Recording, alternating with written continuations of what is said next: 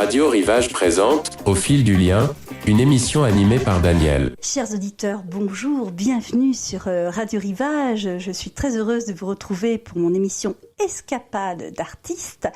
Et j'ai le plaisir aujourd'hui de recevoir Thierry Laferté, artiste peintre et sculpteur à Saint-Gildas-de-Ruisse, membre de l'association des artistes peintres et sculpteurs de la Presqu'île de Ruisse. Thierry Laferté entreprend le travail technique suivant. Il transforme les vieilles planches de bateaux oubliés en paysages marins. C'est un travail de recyclage, mais sur le plan artistique, il fait bien autre chose. Il redonne vie à des matériaux oubliés, rejetés par la mer, et d'une certaine manière, il nous raconte des histoires fabuleuses. Bonjour Thierry Laferté. Bonjour. Merci. Bonjour. Merci d'avoir accepté mon invitation à mon micro de Radio Rivage. Oui. Alors, quelle aventure de recycler ces matériaux, ces planches oubliées sur les plages et d'en faire des sculptures et des tableaux. Expliquez à nos auditeurs de Radio Rivage en quoi consiste ce travail de création.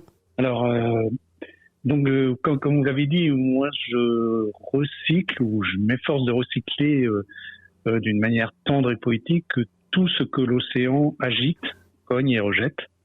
Donc j'essaye d'apporter un peu de douceur face à la violence parfois des éléments. Et mon fil conducteur peut se résumer ainsi, c'est que on a tous en nous des souvenirs d'îles mystérieuses, des souvenirs de chasse au trésor, des regards d'enfants éblouis par le large, et de ces voyages oubliés, inventés ou bien là, naissent aujourd'hui mes divers assemblages pour garder cette étincelle allumée. D'accord.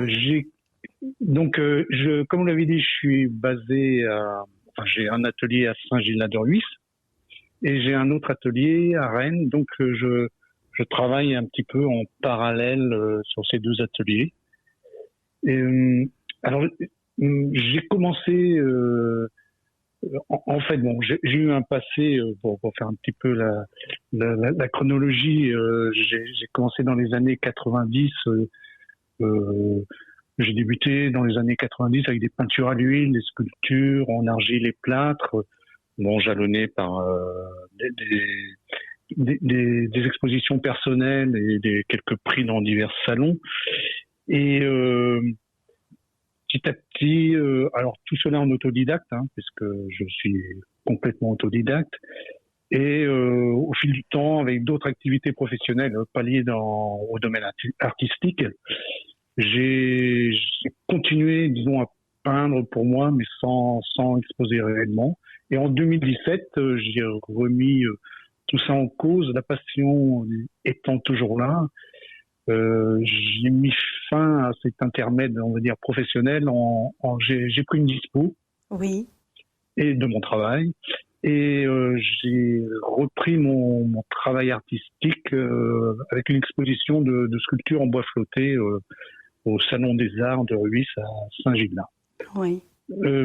Donc pour ce travail aujourd'hui avec ce recyclage, si je puis dire, que je pratique aujourd'hui, j'ai commencé avec des sculptures en bois flotté et là, il m'amusait de les faire retourner à la mer sous la forme de poissons, une espèce de cercle vertueux, on va dire. Oui. Puis, petit à petit, j'ai évolué de cette période. Je sais pas, il y a des peintres qui ont des périodes bleues, rouges, etc. moi, j'avais une période poissonnerie, si on peut dire. Et j'ai évolué petit à petit vers des bustes, des corps, parfois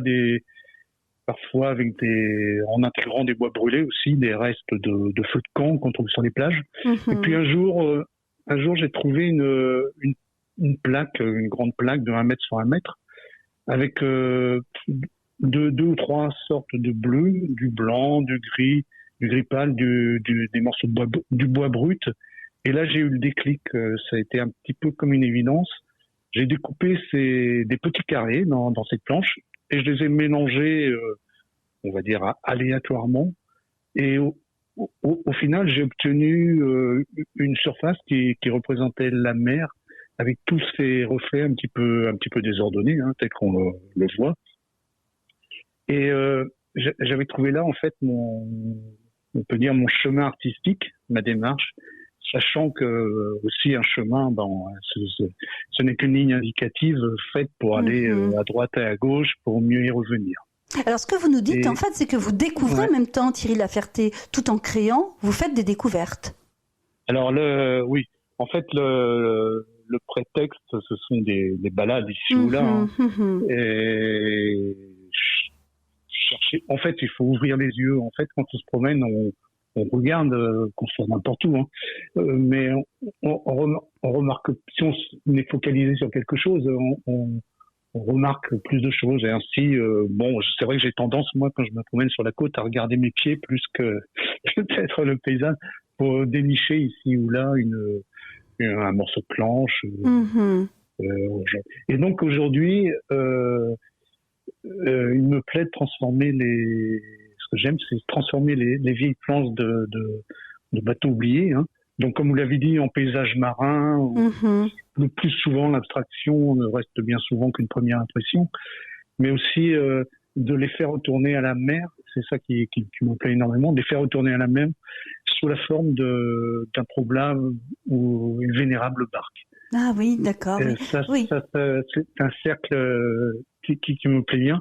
Et ce que j'aime dans ce travail de bois d'épingle, c'est que chaque planche donc a une particularité, une singularité esthétique qui est liée aux marques du temps. Hein, elle a une histoire unique qui est souvent secrète ou perdue, hein, mais pas toujours. Et l'assemblage de toutes ces lignes de vie, ça donne au final une nouvelle âme à l'ensemble, une nouvelle histoire. Et alors, chaque tableau devient alors le prétexte à un voyage imaginaire sans cesse renouvelé, où chacun peut se laisser porter par la beauté, comme je dis toujours, brute et salée des bois d'épave. Oui. Donc en fait, il s'agit aussi d'aventure. Et puis, quand vous vous promenez, j'ai une question à vous poser, Thierry Laferté, quand vous vous promenez sur les plages superbes de la presqu'île de Ruiz dans le golfe du Morbihan, pour nos auditeurs qui ne sont pas de la région, est-ce que quand vous choisissez une planche, enfin un matériau, est-ce que vous sentez et ressentez des vibrations? Alors, c'est parfois oui. Oui, parfois oui. Parfois c'est une évidence, parfois non, mais je ramasse quand même, je stocke et il y a toujours un moment ou un autre où cette planche, elle collera parfaitement à l'assemblage que je suis en train de créer. Oui. Alors j'ai plusieurs. Je trouve des planches moi-même, mais des fois je vais dans des chantiers de déconstruction de bateaux où s'il y a des bateaux dont on va dire l'architecture porteuse du bateau n'est pas réparable, des fois ils sont désossés en fait, et là je récupère des planches, ou alors par le bouche à oreille. Il m'arrive parfois que une personne qui a une vieille barque, une plate,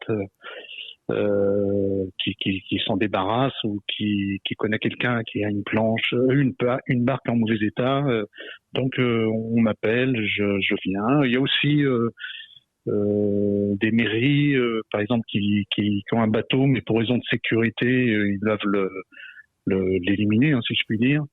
Et là, je suis contacté et c'est comme ça que je récupère des planches de bois, parce que bien sûr, c'est quand même quelque chose, une denrée qui devient de plus en plus rare, que ce soit sur le golfe ou ailleurs.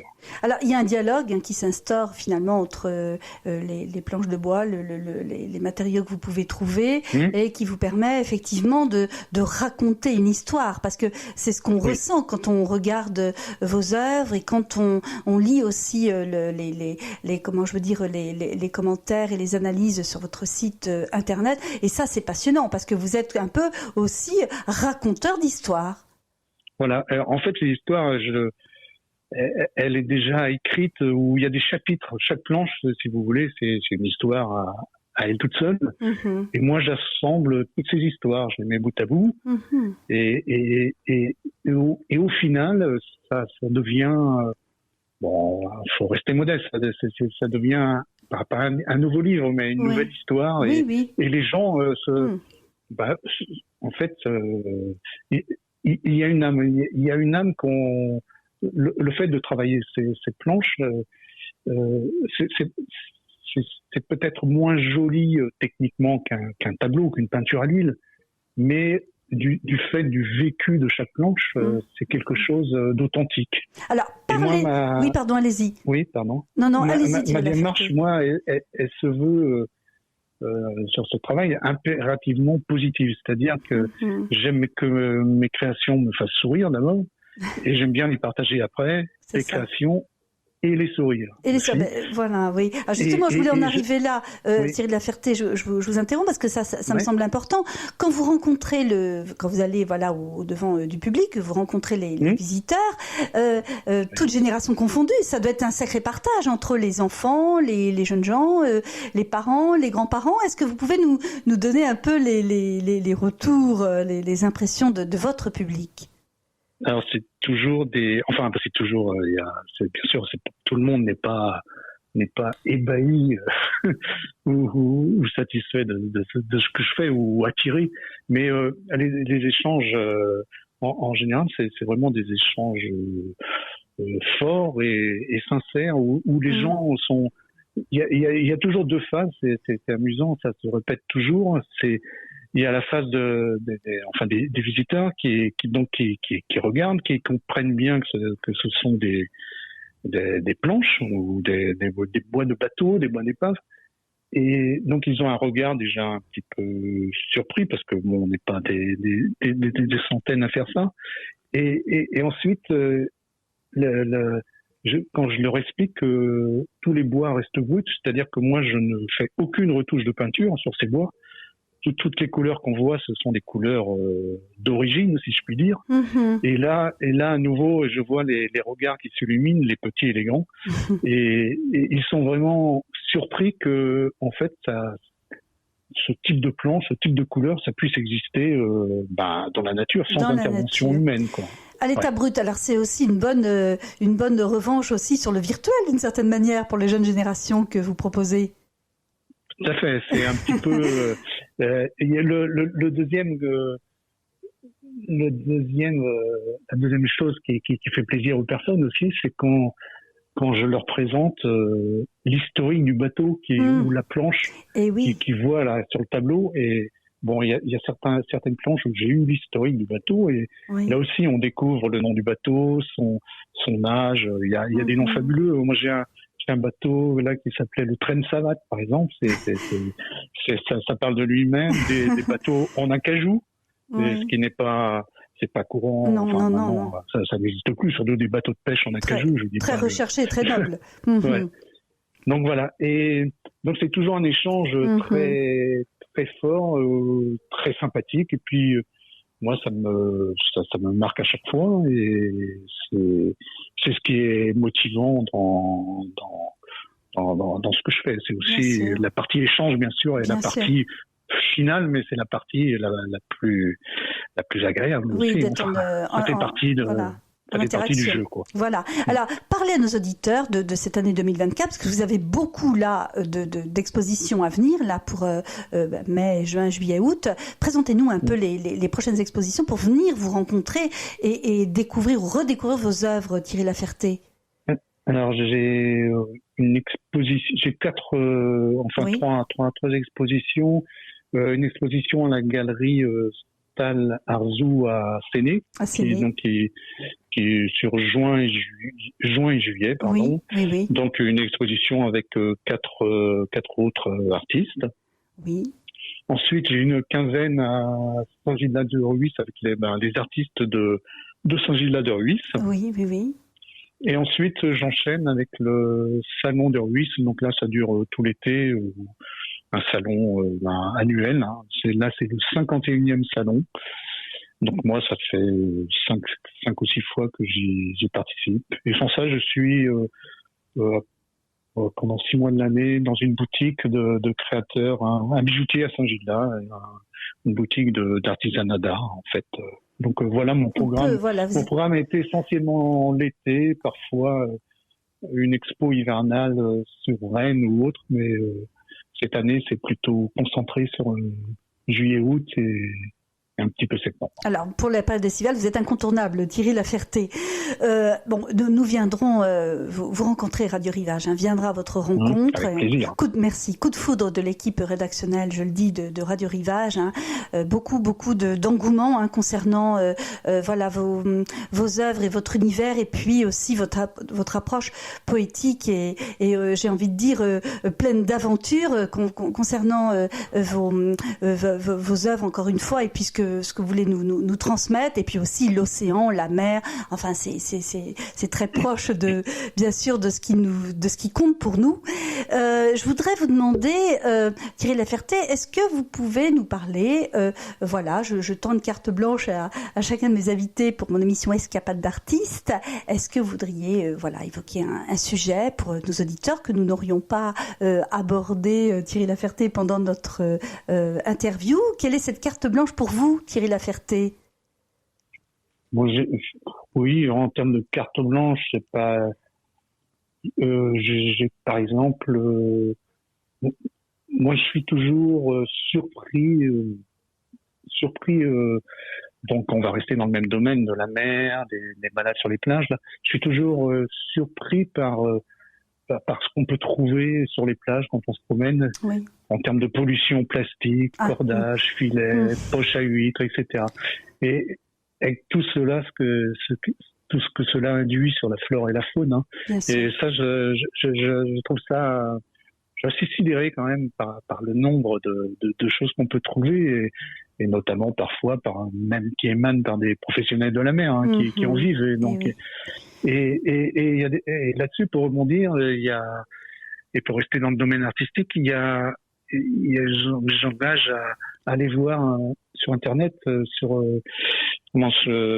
du site Internet, sur Funchal à Madère, il y a un artiste qui a fait un énorme poisson de je sais pas, 5-6 mètres de long, qui est exposé sur le port de Funchal, qui est justement construit avec ces pollutions ramassées ici ou là sur l'île de Madère. Et ça bien sûr, ça nous donne un message très parlant, je veux dire, et très perturbant, quelque part. Très important. Voilà pour ma petite carte blanche. Oui, une prise de conscience effectivement sur les grandes tâches, sur la beauté de la mer et de l'écologie maritime. Et donc, comme je disais, moi, pour revenir à mes bois d'épave, ma démarche se veut impérativement positive, c'est-à-dire que et je veux que mes planches que je trouve dégagent ce même atmosphère. Par exemple, on m'a transmis il y a quelque temps un article sur un petit peu cette même démarche, mais c'est une démarche un petit peu là plus particulière. C'est quelqu'un qui récupère les embarcations qui sont saisies par la douane sur l'île de Lampedusa, entre la Sicile et la Tunisie. Oui. Où donc ce sont des barques qui ont, on va dire, accueilli, si je puis dire, entre guillemets, des migrants. Et donc les douanes, c'est quelqu'un qui rachète aux douanes ces barques, qui les désosse, et avec ses planches, déjà c'est un petit peu fort émotionnellement, et avec ses planches, il a formé quelques luthiers. Alors c'est dans une prison à Turin ou à Milan, je sais plus. Quelques luthiers, et ces luthiers, ce sont des prisonniers, je veux dire, à perpétuité, donc qui ont commis quelque chose d'atroce et de certainement très grave, et ils en font des violons. Et ça, moi, c'est quelque chose de fort, mais moi, c'est extraordinaire, mais je pourrais pas travailler ce genre de planches qui ont trop vécu de souffrance quelque part. Alors, il est question aussi de résilience, en fait, dans ce projet. Voilà. Ouais. Oui, vous, par contre, pour vous, c'est assez insurmontable, ça, Thierry Laferté. Non. Alors, deux choses, pour faire un petit trait d'humour, je pourrais pas jouer ce genre de violon au final, parce que je suis incapable de sortir une note sur ce genre d'instrument déjà, mais sérieusement, ça serait trop pesant, émotionnellement. Moi, je veux que mes planches ça dégage une atmosphère d'optimisme, on va dire. Bon, peut-être pas réaliste, mais c'est comme ça. Non, mais on comprend à notre micro ce que vous voulez nous dire. En fait, vous voulez redonner vie. Ah oui, tout à fait. Oui. Moi, je veux pas qu'on oublie ces histoires, ces passés, et qu'on réécrit quelque chose avec. Quoi. Oui. On les oublie pas. Voilà, oui, d'accord. Donc vraiment une démarche pour rebondir, redonner vie, c'est vraiment ce qui vous caractérise, et puis aussi transmettre les histoires. Merci beaucoup Thierry Laferté de nous avoir accordé du temps, d'avoir accepté mon invitation à mon micro de Radio Rivage. Je vous en remercie beaucoup. Ça a été un plaisir. Je remercie. Un plaisir partagé. Plaisir partagé. Donc Radio Rivage va vous suivre. Un coup de cœur de l'équipe rédactionnelle. Je remercie Marie-Noël, Sophie et Fabrice qui ont été à mes côtés pour cette émission, pour préparer notre interview et découvrir aussi vos œuvres. On va en parler longuement à nos auditeurs dans les prochains jours.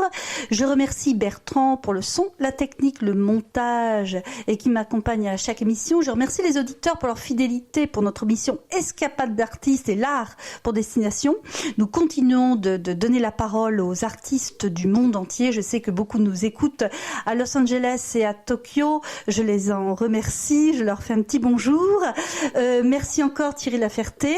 On vous dit à bientôt. Nous allons venir vous voir à votre atelier. Pas de problème, merci. Donc à bientôt. Merci encore. À très vite, chers auditeurs de Radio Rivage, pour mon émission Escapade d'artistes.